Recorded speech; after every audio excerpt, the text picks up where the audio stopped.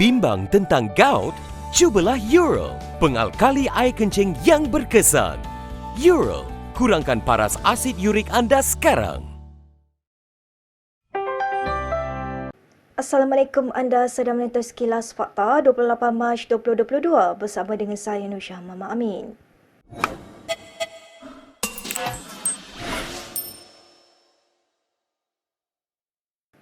Bekas Perdana Menteri Najib Razak hari ini membidas DAP kerana sebelum ini pernah menuduhnya dan BN menganaktirikan Pulau Pinang. Najib berkata demikian selepas lawatannya ke negeri itu baru-baru ini dipertikaikan oleh beberapa pihak termasuk wakil rakyat DAP.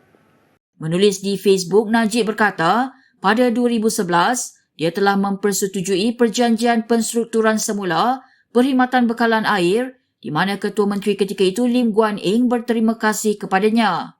Menurut Najib, perjanjian itu telah berjaya menghapuskan hutang sedia ada kerajaan negeri sebanyak lebih 655 juta ringgit sekaligus menghapuskan 95% daripada jumlah hutang negeri. Bagaimanapun dakwa ahli Parlimen pekan itu, DAP dan Lim membuat propaganda bahawa hutang Pulau Pinang berjaya diturunkan susulan pentadbiran kerajaan negeri yang cekap. Najib baru-baru ini menghadiri majlis rasmi dan acara santai semasa lawatannya ke Pulau Pinang yang kebanyakannya diadakan di kalangan masyarakat Cina. Presiden Dewan Perniagaan Cina Pulau Pinang, Hong Yang-wah dan Adun Komta Teh Lai Hin kemudian mengeluarkan kenyataan membantah lawatan Najib itu.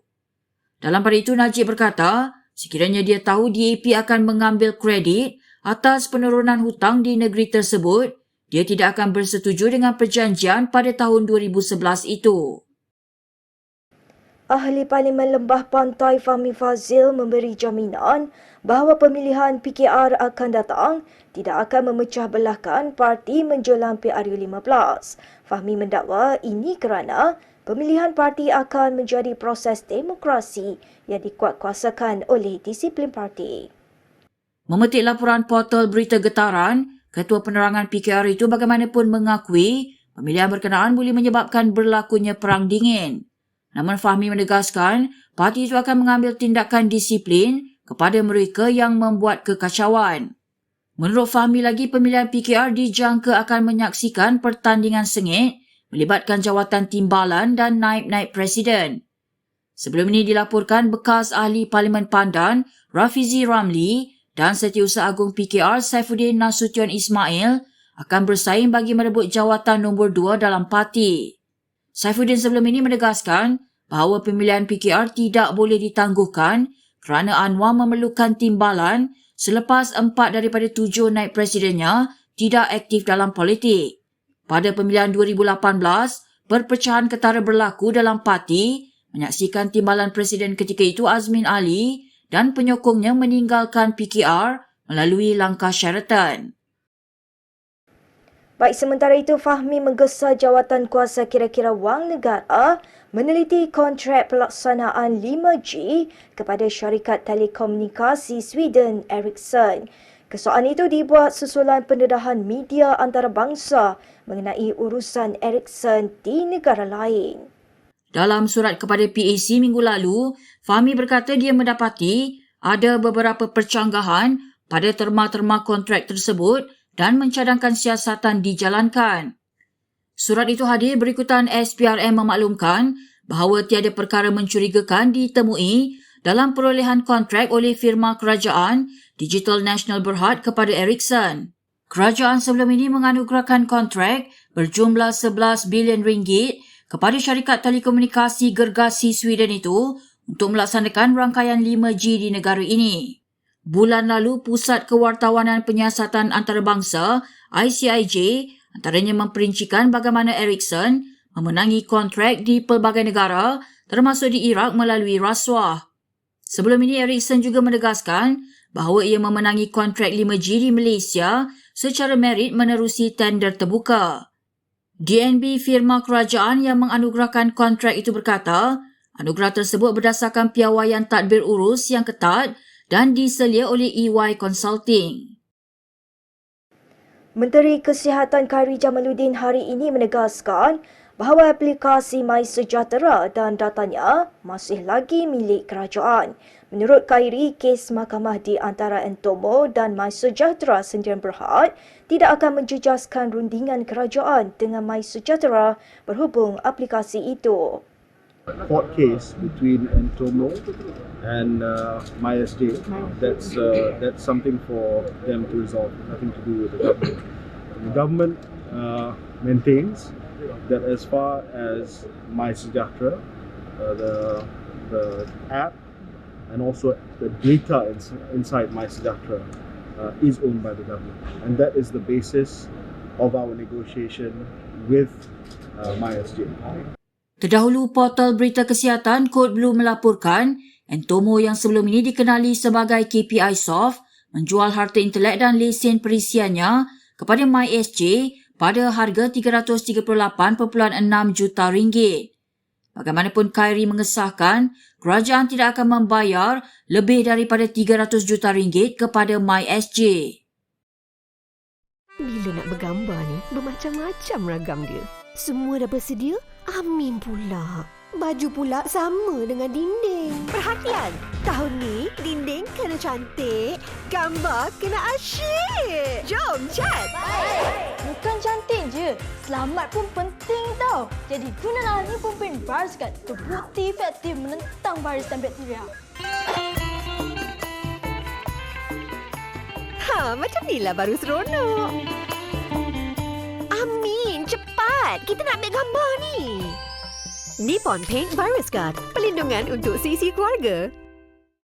Baik, berita yang seterusnya. Ahli Parlimen Segambut Hana Yeoh memfailkan saman balas terhadap pensyarah Universiti Utara Malaysia UUM Kamarul Zaman Yusof. Ia berhubung dua hantaran Kamarul yang mendakwa dirinya cuba menjadikan Malaysia sebagai sebuah negara Kristian. Yeoh memfailkan saman fitnah itu di Mahkamah Tinggi Kuala Lumpur pada 24 Februari lalu. Bagaimanapun, pensyarah itu dalam tuntutan balasnya menyatakan dia bersedia membela diri dengan mengemukakan bukti berhubung dakwaan itu di mahkamah. Kamarul menyaman Yeoh berhubung respons ahli parlimen itu terhadap hantaran Facebooknya yang memaparkan Yeoh dan poster dengan tulisan peranan umat Kristian dalam pembangunan negara. Pada 17 Mei 2017, Kamarul juga membuat laporan polis terhadap Yeoh berhubung buku biografinya yang bertajuk Becoming Hannah. Kamarul menuduh Yeoh yang ketika itu merupakan speaker Dun Selangor cuba berdakwa agama Kristian dan didorong oleh agenda kristianisasi. Selain menuntut ganti rugi dan permohonan maaf, Yeoh memohon injaksi mahkamah bagi melarang defendant daripada terus menerbitkan sebarang kenyataan berunsur fitnah terhadapnya.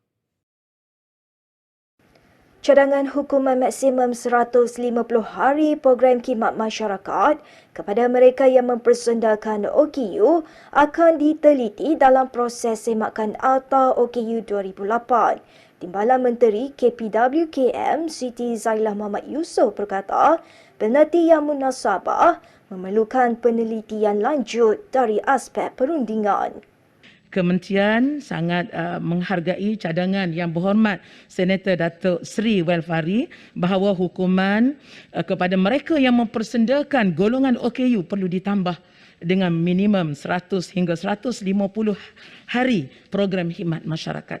Kementerian berpandangan cadangan ini sesuai untuk dilaksanakan kerana pelaksanaan program khidmat masyarakat berdasarkan 3 elemen utama iaitu hukuman, pemulihan dan penginsafan.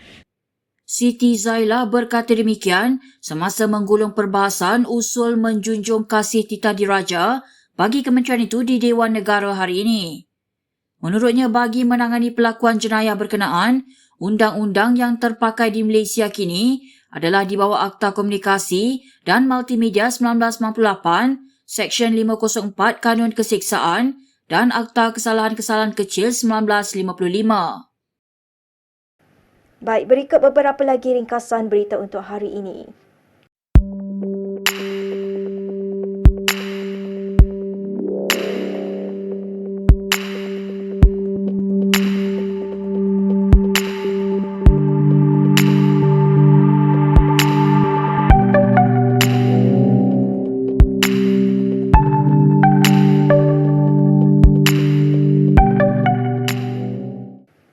Sekian sahaja daripada saya Nur Syahal Mama Amin untuk Sekilas Fakta. Untuk lebih banyak berita, anda boleh melayari kinitv.com. Anda juga boleh mengikuti kami di Instagram, Twitter, YouTube dan Facebook. Salam hormat dan jumpa lagi.